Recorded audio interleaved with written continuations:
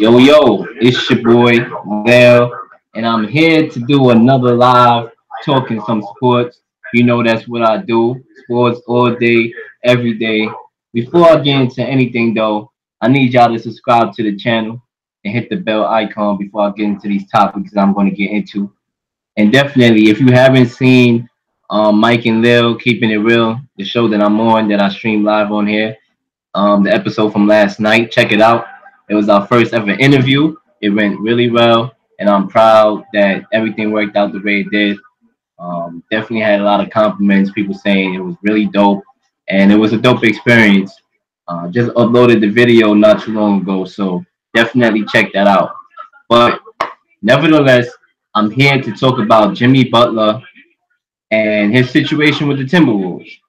Now, you all know the situation at hand. I said Timmy. Jimmy Butler does not want to be on the Timberwolves. All right, it's clear as day. All right, it's clear as day that he does not want to be there. And quite frankly, I don't blame him. You know, he's really the heart and soul of that team. Clearly, the best player on that team. You have the likes of Cole Anthony Towns, Cat. You know, that's what they call him for short. And you also have Andrew Wiggins. A lot of other role players that you got there on the team. But here's why I don't blame Jimmy Butler for winning out. Let's call it like it is. I've been a very huge proponent saying that I believe that Andrew Wiggins is one lazy guy. There was one time I was talking about this situation on the radio show where I almost cursed, and that could have got my show kicked off air. I was like, Andrew Wiggins is one lazy blank, and I had to stop myself before I would have got my show, put off because we get a big fine if we curse on air and we could lose our show. All right, so you know me, I don't have money like that, so I can't be getting no $10,000 fine that I don't have. Otherwise, I'm gonna have to fake my death and go to Cuba somewhere. But other than that, I've been saying Andrew Wiggins is lazy. I think the potential is there for Andrew Wiggins. When he was drafted, I thought that Cleveland at the time made a mistake by trading the pick for Love. You know what I'm saying? Because I thought Andrew Wiggins was going to be the real deal if I'm keeping it real. You know what I'm saying? But he's very lazy. He plays absolutely no defense whatsoever. And it's just with the guy, he could be talented, man. He could be a top 20 player if he wanted to be, but obviously he's not a top 20 player because he's really, really lazy defensively. And he doesn't give you the max amount of effort.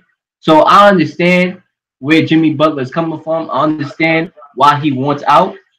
You also got Cat, who is a talent, and he just got paid a big contract recently. They took care of him.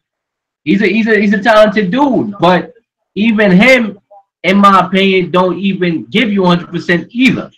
And the way how they utilized him in that series against the Rockets, I was not a fan of that. All right, this guy should not be taking jumpers. As big as he is, yes, I know he can shoot, but let the guy post up more and get to the basket, please. I was very disappointed in the coaching against that Rocket series, that just happened last year in the playoff. You know what I'm saying? You got a big guy, Cat, who's very talented. You gotta utilize him better. You gotta, use his skills better instead of just making this a 3-point shooter. Or sometimes the best thing is to get the easier baskets. You know what I'm saying? I understand that we're in a new day and age in the NBA where everybody want to shoot up from Steph Curry land. But at the end of the day, sometimes the most simplest play with a guy his size and Cole Anthony Towns is to literally go up to the basket or do some post up or something. You know what I'm saying? So with that being said, I understand why Jimmy Butler wants out. He's playing with a bunch of lazy behind guys on his team. And I say it and I say it again. Jimmy Butler is playing with lazy guys on his team. And one thing about Jimmy Butler, he's not lazy. He wants to win. He wants to win. I just saw the interview with him and Rachel Nichols. It's clear as day that the brother wants to win. And he wants out of Minnesota. And he should get out of Minnesota. I believe he should. You know what I'm saying? One thing I will commend him, another thing I will commend him on is You know, he showed up to practice today. You know what I'm saying? Most guys like Kawhi, they or Kyrie, who was threatening to sit out, they would have sat out when they asked for the trade. They was not gonna come back on the court. Jimmy Butler, obviously, he loves the game enough for him to be even practicing, even though he requested a trade mad long ago, it seemed like. You know what I'm saying? Coach Thibodeau is trying to hold on to the brother. You know what I'm saying? Because Thibodeau knows. He knows that's their best player. When he's not there, they are nothing. They're not even a playoff team without him. With him, they're a playoff team. And obviously, with him, it showed that they were a top 4 or 5 seed in the Western Conference with him. And when he got hurt and when he got injured, they had to fall their way into getting to the playoffs. Literally had to win a game against Denver, which they did, to get into the playoffs. All right? They need Jimmy Butler. And that's why they are hesitant, all right, to get rid of him. That's why they asking for too much with these trades. All right. The Heat tried to make a trade for Jimmy Butler. From what I heard, it almost went through. But then again, the Timberwolves was asking for too much. You know what I'm saying? They really are. And then the Rockets made a trade, trading PJ Tucker. And I think they were going to trade PJ Tucker and Eric Gordon for him. And, you know, to me, with the Rockets, I like that trade. I don't know why he didn't pull through. I think that's what the Timberwolves asked for. I think they asked for PJ Tucker, Eric Gordon, from what I heard. If I'm the Rockets, shoot, I would make that trade. I don't know what the hell they thinking. I know Eric Gordon played good in the playoffs last year. I know he's one of the best 6-man in the NBA. But to give up him and PJ Tucker to get Jimmy Butler, a guy that's top 10 offensively and defensively, excuse me, what's going on there? What's going on? I will make that trade today. I would. But I don't know what's going on there. I would have made that trade. I would have. Shoot. I would have definitely did that. So I don't know what's going on from that perspective with the Rockets, why they didn't pull off with that trade. But right now, the Timberwolves' asking price is so high. And it's just evident that they don't want to let this brother go. All right? They got this brother like a slave right now. You ain't going anywhere right now. All right? That's what they got him like. You know what I'm saying? I have to use that analogy because that's how I feel. They got the brother like a slave. They do not want him to go anywhere because they know his value. And they know at the end of the day, without him, they could be nothing. They're nothing without him. They're not a playoff team. They're not a contender without him. So they doing their best to hold on to the brother. They're not looking to trade this brother because if they was looking to trade this brother, they would have done so already. They had good enough offers, in my opinion, to trade this guy. Obviously, they don't want to trade him because at the end of the day, they know they need him. Now, with Coach Thibodeau, understand him and Jimmy Butler got a relationship. And they very cool, but at the end of the day, it's a business, and Jimmy Butler got to do what's best for him. At the end of the day, I could be cool with somebody, but if I got to make my money and I got to do what I got to do for the best of my career, then guess what, buddy? I don't know you anymore. Bye. Peace. Hasta luego. Hasta pronto. I'm out of here. See ya. And I understand. I understand it all. But to me, I don't like Coach Thibodeau. I feel like, I won't say I don't like him. I don't like his strategy, I would say. Let me refrain from what I said. I don't dislike the brother. I just don't like his strategy. I feel like he's trying to make the Timberwolves the Timber Bulls because he's bringing a lot of guys that he coached on the Bulls to the Timberwolves. And sometimes you have these people in this world that don't like changes. They like the same thing. They can't live without the same thing every day. All right, it's the same old thing, and if there's a change, they don't want it at all. They like when they schedule, they like the same, and it's annoying, but that's how life is. With Coach Timberwolves, with Coach Thibodeau, right? You can tell he's one of those guys that don't like changes. All right, he don't like changes at all. He want to make the Timberwolves the Timber Bulls. You know, getting Derrick Rose, Taj Gibson, all those cats, Jimmy Butler. Derrick Rose is playing good, obviously. He's playing good for, you know, his injury-prone self. He's able to contribute to the team. I like that move. You know what I'm saying? This is basically his last resort. If it don't work out here, I don't know if it's ever gonna work out with Derrick Rose. But at the end of the day, man, you gotta let it go. You gotta let it go, my friend. You gotta let it go. You gotta let it go. You got to let it go, man. And you gotta let Jimmy Butler go. Free this man, please. All right? He don't want to be there. And yes, you know, Jimmy Butler, he's gonna play. He's gonna play. You know, he's gonna play for the Timberwolves if they don't trade him. He's gonna play hard. He's just that guy. He loves the game, and even if they don't let him go, he's still gonna play hard. But a lot of people are saying, well, if that's the case, then if I'm the Timberwolves, I'm keeping him. Yeah, I understand where they coming from, but the boy said he gonna walk out after this year. So if Jimmy Butler is gonna leave after this year, be a free agency, why not trade the brother now, get something in return for him that will at least make you a little bit better? Because you're not gonna win anything this year. All right, push comes to shove, Jimmy Butler stays on the court. He stays on the Timberwolves, right? You're gonna make the playoffs, obviously, with Jimmy Butler. He's that valuable to the team. But you're not gonna beat the Golden State Warriors. You're not gonna beat the Houston Rockets. So at the end of the day, you might as well try to get something in return for the brother now, so you can build upon that. You know, instead of starting from scratch when he leaves in free agency. You know what I'm saying? That's how I look at it. I can see why Coach Thibodeau don't want him to go. Not only because Jimmy Butler makes the team better, like I've been saying for the last 10 times here, but because he's coaching for a job. He don't want to get fired. So at the end of the day, he knows if Jimmy Butler leaves, then the team sucks. More than likely, he gonna get fired because that's how it is in the NBA and the NFL and all professional sports. You don't perform, guess what? You're shown the door. Bye-bye. Hasta luego. Hasta pronto. See ya. Okay? That's what happens. That's what sports is. You know what I'm saying? It's what you can do for me right now. So I can understand why he wants to keep Jimmy Butler. But at the end of the day, you gotta let him go. You gotta let him go. He don't want to be there. Let the brother go. Can you do that? Can you do that, Coach Thibodeau? Can you please free the brother? He doesn't want to be there. He's saying he's going to leave in the 2019 free agency. So why not get something in return for him at the end of the day? You're going to keep the brother, and then he's going to walk out. And guess what? You're going to have absolutely nothing. Almost like being in a relationship, right? With somebody who you're spending money on constantly, and the person end up walking out your life, and guess what? You're broke. Finito. I don't got no money. I ain't flashing no money anymore. That's basically what it's going to be. All right. And excuse my analogies, but that's who I am. I like to paint a vivid picture. You know what I'm saying? When I'm talking what I like, which is sports. All right. That's, you know what I'm saying? I'm passionate about it.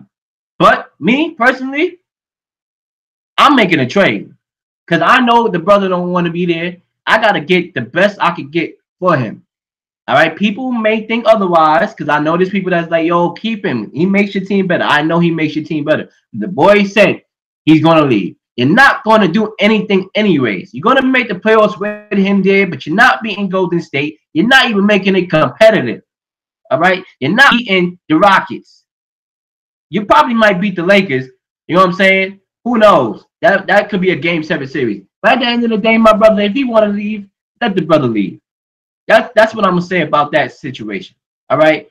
But another thing too, Jimmy Butler, he ain't playing. All right. I heard the news that he was in practice playing with the third team. The third team. All right. Not the starters, not the backups, the third team. And he literally defeated everybody on the court. Balling.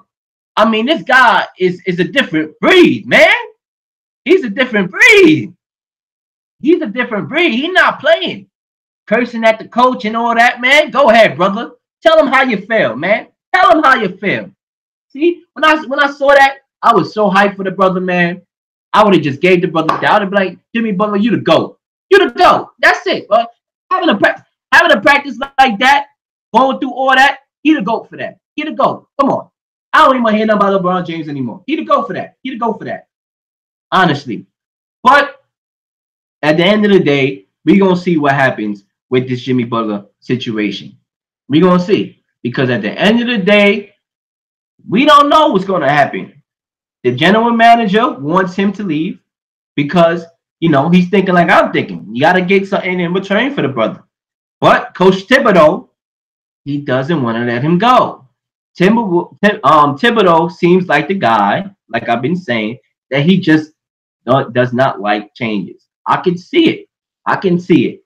And he's coaching for a job at the end of the day. So I can kind of understand his perspective because at the end of the day, I got a job to keep. Yeah, I understand it. But it doesn't help the team at all. So we'll see about that. But this leads me right into my next topic that's related in a way with Kyrie. Because Kyrie wanted out of Cleveland. We already know about that situation when he was on Cleveland. Kyrie went out. You know what I'm saying? And with Kyrie, to me, if I'm Kyrie, I'm thanking the Lord every day. I mean, at the end of the day, Cleveland did not have to trade him to Boston. He could have ended up on the Suns. He could have ended up on the dysfunctional Timberwolves. You know what I'm saying?